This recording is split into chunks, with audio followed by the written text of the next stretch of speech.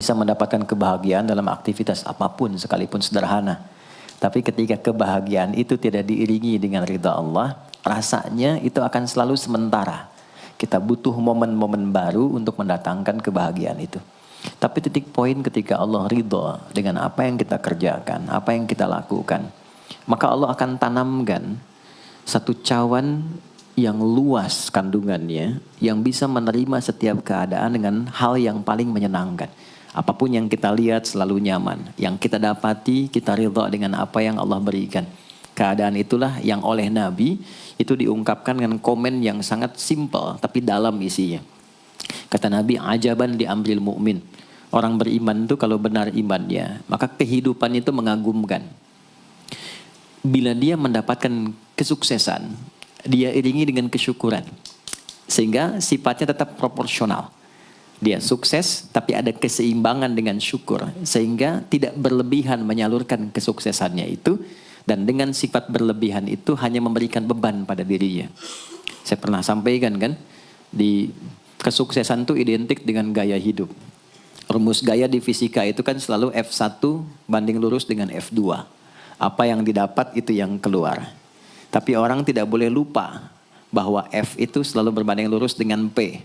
Gaya berbanding lurus dengan tekanan, hukum Pascalnya. Semakin banyak gaya, semakin tertekan hidupnya. Itu bandingan nilai kehidupannya. Nah, jadi gaya itu diperkenankan. Karena itu bagian dari energi. W sama dengan F dikalikan S. Hukum energi kan begitu.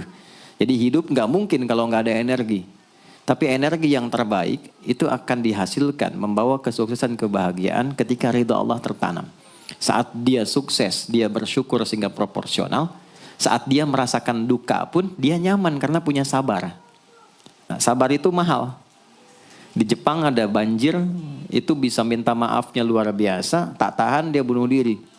Di kita banjir bisa berenang. Itu gambaran. Cuma kalau nggak seimbang repot juga. Nah, membangun keseimbangan itu butuh konektivitas yang kuat dengan Allah. Konektivitas itulah yang dalam bahasa agama disebut dengan sholat namanya. Ya. Di pertemuan lalu kita sudah mencakup beberapa bagian dari sholat itu. Tapi saya ingin tekankan sedikit untuk menguatkan. Sholat berasal dari kata wasala atau silatun. Dasarnya kata wasala yang berarti terkoneksi dengan kuat. Terhubung dengan erat. Kita pernah dengar istilah silaturahmi kan? Ya kan? Kalau kita kumpul, bahasa kerennya saya mau silaturahmi kan? Tapi goalnya tercapai nggak? Ya, silaturahmi itu kan dari kata silah, terhubung dengan erat, rasa sayang dan perhatian. Sehingga parameternya itu bukan saat datang. Kalau datang kita nyapa, wajar karena orangnya ada. Tapi kalau berpisah kita masih ingat, masih peduli, masih mendoakan, masih ngontak, itulah silah namanya. Di setiap keadaan kita masih terkoneksi. Keadaan kita yang terhubung dengan Allah. Sehingga di setiap tempat kita diperhatikan. Di pekerjaan kita dibimbing. Di rumah tangga kita diiringi. Sehingga semua berjalan mudah dan membahagiakan. Yang melatih kita untuk terkoneksi sehingga nggak putus dengan Allah. Itulah yang disebut dengan sholat. Sehingga goal dari sholat itu adalah membangun konektivitas kita dengan Allah yang kuat. Itu yang dimaksud di Quran surah keempat An-Nisa di ayat 103. فَإِذَا قَضَيْتُمُ الصَّلَاةَ maka jika anda telah tuntas mengerjakan sholat, فَاذْكُرُوا اللَّهَ. Ukuran keberhasilan sholat anda itu ketika anda merasakan konektivitas dengan Allah mulai nyambung. Qiyaman, jalannya ingat Allah. Sehingga kalau orang jalan, bekerja di apapun, saat dia ingat Allah, dia bisa memfungsikan tubuhnya sehingga tidak mengerjakan apa yang Allah tidak sukai. Gak akan mungkin Anda melihat sesuatu yang tidak Allah senangi. Dalam keadaan yang sama Anda ingat Allah. Gak akan mungkin melangkah pada tempat yang salah saat ingat Allah. Dan itu tidak mudah. Karena banyak orang keluar masjid pun setelah selesai sholat masih tertukar sendal. Padahal kalau dia ingat Allah gak mungkin itu terjadi. Itu pelajaran dasarnya. Wa qu'udan wa ala junubikum. Baik itu duduk bahkan sampai berbaring. Ada koneksi. Nah jadi singkatnya, sholat itu semua gerakannya, semua bacaannya, Dari mulai kita bertakbir sampai kita salam, bacaan yang mengiringi, itu bukan sekedar gerakan hampa makna, formalitas kita bergerak dan berakhir, bukan sekedar membaca bacaan yang tidak ada isinya, tapi semua bimbingan bagaimana kita diajarkan langsung oleh Rasulullah bisa mengoneksikan lewat gerakan dan bacaan itu tersambung kepada Allah, sehingga feedbacknya semua apa yang kita bacakan dijawab oleh Allah. Semua gerakan yang kita lakukan ini hakikatnya bimbingan tentang inti kehidupan kita. Jadi di sholat itu ada bacaan, ada gerakan, ada hikmah, ada maknanya semua. Jadi bukan kita takbir begini hampa saja. Tidak. Kenapa mesti begini? Kenapa tangan yang kanan menutup yang kiri? Kenapa bacaannya setelah itu ada iftitah, ada al-fatihah? Itu ada maknanya. Dan dahsyatnya semua profesi-profesi sahabat dan generasi setelahnya yang belajar dengan benar tentang sholat ini, itu semua merubah hidupnya jadi lebih sukses dari apapun yang mereka pilih dalam menjalani hidup. Dan yang paling hebat, itu yang menjadikan Nabi mendapat perintah pertama bukan zakat, bukan haji, bukan umrah, bukan puasa, tapi sholat. Dan perintahnya khusus, spesial, disampaikan dalam peristiwa Isra Mi'raj untuk memberikan pesan begitu tingginya nilai sholat ini untuk kehidupan manusia. Mohon izin maaf bagi teman-teman yang baru bergabung, supaya tidak banyak mengulang, teman-teman bisa cek kembali di pelajaran sebelumnya. Kita kemarin telah selesai di pembahasan iftitah dengan tangan kanan meletakkan di punggung yang kiri, lalu kemudian diletakkan di atas dada seperti ini. Kesimpulannya adalah, saya cepat saja, dari mulai kita bertakbir, kalau ingin terkoneksi dengan Allah, maka fokuskan diri kita untuk tersambung. Buang urusan dunia semua ke belakang. Jangan bawa dalam sholat. Kalau ingin kita tersambung dengan Allah, tepikan yang lain, hadapkan diri kita, pasrahkan. Hanya Allah yang tinggi, yang agung, yang istimewa. Kalimat agung, tinggi, istimewa, itu disebut dengan akbar. Maka kita ucapkan Allahu Akbar. Kita buang semua urusan dunia ke belakang, pasrahkan diri kita, hadirkan sekarang hanya Allah yang agung saja. Itu poinnya. Kenapa problemnya tidak sedikit orang sholat itu sulit menemukan kekhusyuan? Karena dia bertakbir masih membawa dunia. Dia tidak sholat dengan memahami gerakan takbirnya. Dia jadikan sebagai formalitas. Apakah benar? Secara fikih benar. Gugur kewajiban, dapat pahala sesuai keikhlasan, tapi value dari sholat yang mahal itu nggak dapat. Itu poinnya. Buang semua urusan dunia, kemudian tambatkan diri kita hanya kepada Allah. Dan uniknya kata Nabi, di fase itulah setan mulai bertugas yang mengganggu kita, supaya kita tidak fokus untuk memahami dan melakukan apa yang kita baca dan kita gerakan. Ada setan khusus menggoda orang sholat, namanya khanzab. Nanti ada 9 jenis setan yang detil tugasnya itu berada di sekitaran kita. Mungkin satu kali Mas Baim kita belajar tentang fikih setan. Belum pernah ada kan ya? Anda kalau ke sini cuma tahu jalan yang lurus, nggak tahu macetnya, nggak tahu lubangnya, sulit menghindarinya. Kebanyakan orang belajar tentang malaikat tapi nggak belajar setannya, sehingga nggak tahu setan apa yang sedang memprovokasi dirinya. Di Quran, malaikat disebutkan 88 kali, setan disebutkan 88 kali. Kalau kita cuma dengar motivasinya, nggak tahu provokasinya, kita nggak tahu bagaimana cara menghindari yang ini. Itu poinnya. Khanzab itu, dia menggoda orang sholat, dimulai dari takbir. Jadi kalau belum takbir, Anda bisa merasa fokus apa saja. Nggak percaya silakan. Sebelum takbir tuh bisa siap fokus. Tapi begitu Anda mulai bertakbir, di hadis riwayat Abu Daud, Allahu Akbar, fayaqulu syaitanu. Maka di sini setan mulai tugasnya untuk mengganggu orang supaya nggak dapat nilai-nilai tadi.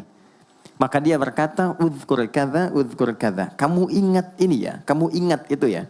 Betapa Anda memulai dengan membuang semua urusan dunia. Tapi kalau sudah takbir, itu setan yang install. Masuk sendiri dia. Makanya kalau nggak percaya silakan nanti zuhur tuh ya. Begitu Anda takbir, itu masuk semua. Ingat ini, ingat itu, mobil parkir di mana. Sampai ceramah saya sekarang pun itu akan masuk.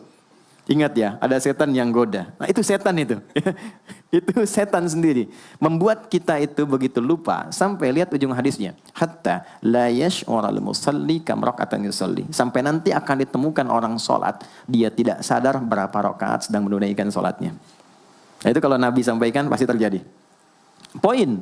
Untuk kita bisa mengatasi itu, poinnya apa? Quran surah ke-29 dulu, ayat 45. Quran surah 29, Al-Ankabut, ayat 45. Di Islam tuh uniknya begini, istimewanya.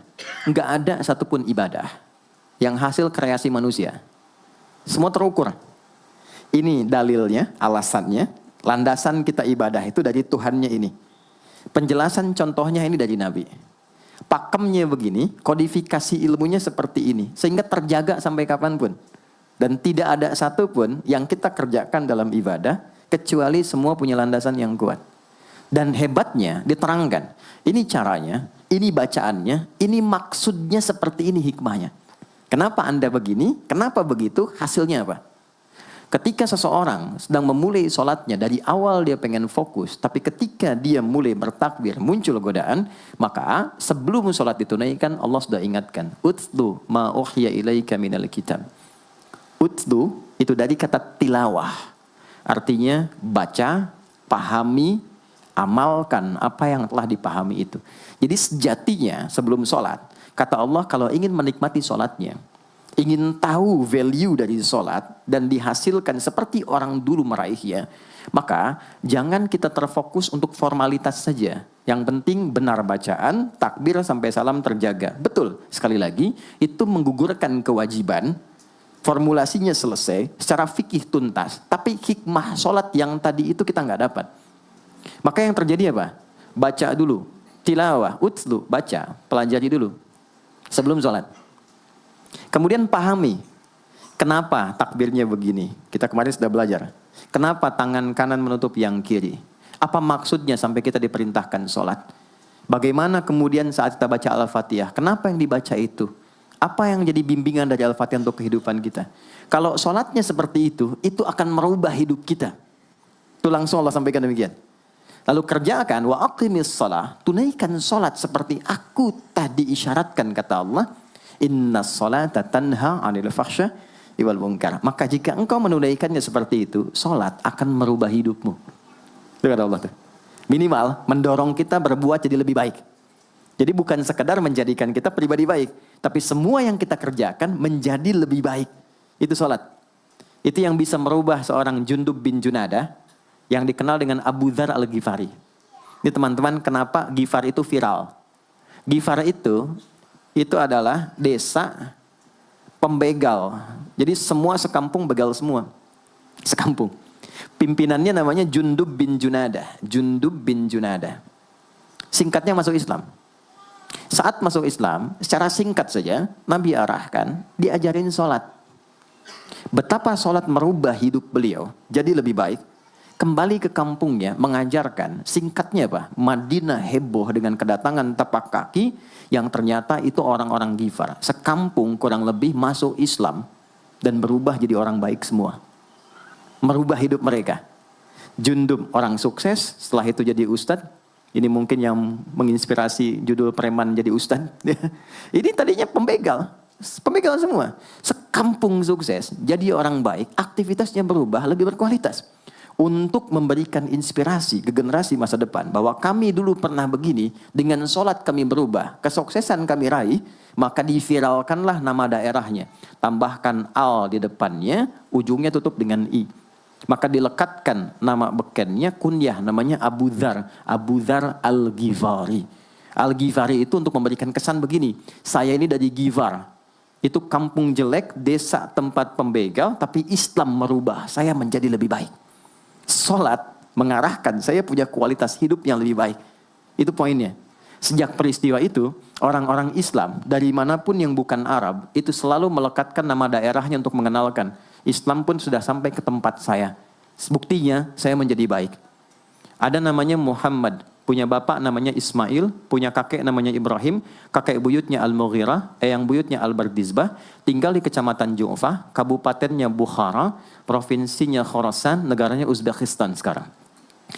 Maka karena dari Bukhara, dia kenalkan diri, datang ke daerah Arab, saya dari Bukhara. Rumus yang sama, tambahkan al di depannya, ujungnya i. Maka dia katakan, ana al-Bukhari. Itulah Imam al-Bukhari. Bukan orang Arab. Kita punya guru besar Syekh Nawawi dari Banten. Ana Nawawi al-Bantani. Ana Ahmad Yasin Al-Padangi. Tapi kesan kota itu untuk menunjukkan Islam telah sampai ke tempat saya dan merubah saya menjadi lebih baik. Kang Baim datang ke Mekah umrah, katakan saya Baim Bong al tanah kusiri. Maka kesan yang dibangun itu telah sampai ke tempat saya, merubah saya lebih baik. Saya Arman al Pondok Indahi misalnya kan, tidak masalah. Itu sah. Dan orang mengenal, oh rupanya Islam telah ke setiap wilayah. Tapi value-nya sampai enggak. Jangan cuma kita katakan saya dari fulan, saya dari tempat A. Poinnya adalah apa yang merubah engkau dari Islam menjadikan engkau lebih baik. Jadi kalau ada orang Islam mengaku Muslim, lisannya tidak lebih baik. Maaf sekali, telinganya mendengar tidak yang baik, perilakunya kurang baik, maka dipertanyakan klaim keislamannya. Sudah sejauh mana saya mendapatkan keberkahan dari Islam itu? Itu yang menjadikan kenapa sholat paling pokok dipaksa kita wajib, bukan karena sujud rukuknya. Anda tidak sujud pun tidak akan menurunkan status Allah sebagai Tuhan, tetap Tuhan. Tapi ternyata ada value besar yang dengan kasih Allah diminta kita sholat supaya kita minimal jadi orang baik dan sukses dalam hidup.